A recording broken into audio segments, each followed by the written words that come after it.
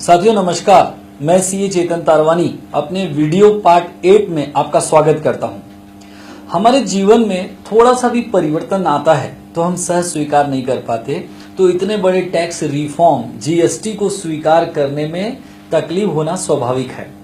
लेकिन यह कठिन तब तक है जब तक समझ में नहीं आता। जब आप इसे समझ लेंगे तो ये बहुत ही बेहतर लगने लगेगा।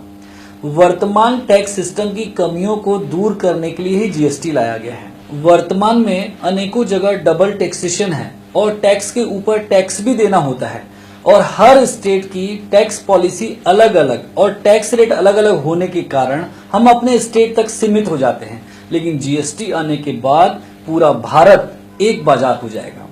और चौथी बात, अलग अलग टैक्स होने के कारण अलग अलग रजिस्ट्रेशन कराना, अलग अलग रिटर्न भरना बहुत तकलीफें हैं।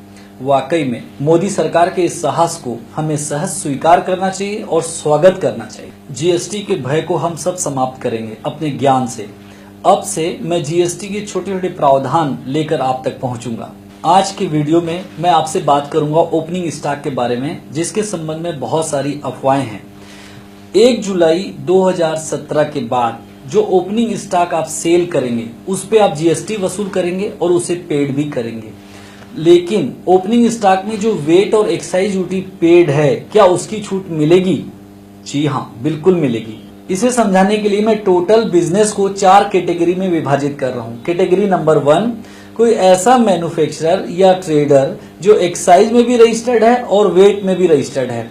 1 जुलाई से पहले जो उसका लास्ट रिटर्न जाएगा उसमें ओपनिंग आईटीआर एवं सेनवेट, ओपनिंग सेनवेट की पूरी छूट मिल जाएगी। सिर्फ एक ही कंडीशन है कि उसके 6 महीने के रिटर्न सबमिट हुए होने चाहिए। कैटेगरी नंबर 2, एक ऐसा मैन्युफैक्चरर या ट्रेडर जो एक्साइज में रजिस्टर्ड नहीं है लेकिन वेट में रजिस्टर्ड है, लेकिन उसे एक्साइजेबल बिल प्राप्त होते हैं, अर्थात उनके बिलों में एक्साइज ड्यूटी अलग से लिखी हुई है, तो उसे वेट एज पर रिटर्न मिल जाएगा और एक्साइज ड्यूटी की भी छूट उसे पूरी मिल जाएगी।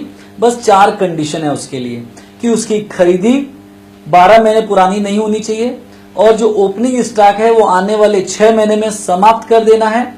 उसे ओपनिंग स्टॉक को अलग से रखना होगा और ओपनिंग स्टॉक की डिटेल आने वाले 6 रिटर्न में जमा करनी होगी। कैटेगरी नंबर 3, एक ऐसा ट्रेडर जो एक्साइज में रजिस्टर्ड नहीं है लेकिन वेट में रजिस्टर्ड है और उसे एक्साइजेबल बिल की प्राप्ति नहीं होती, अर्थात उनके बिलों में अलग से एक्साइज ड्यूटी नहीं लिखी हुई है।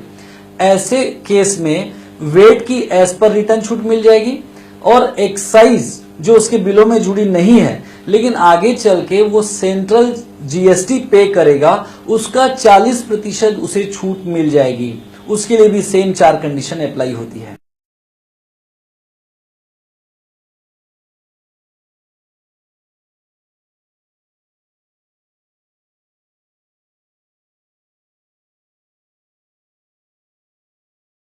कैटेगरी नंबर 4, एक ऐसा मैन्युफैक्चरर या ट्रेडर जो अभी रजिस्टर्ड नहीं है, जीएसटी आने के बाद रजिस्टर्ड होगा।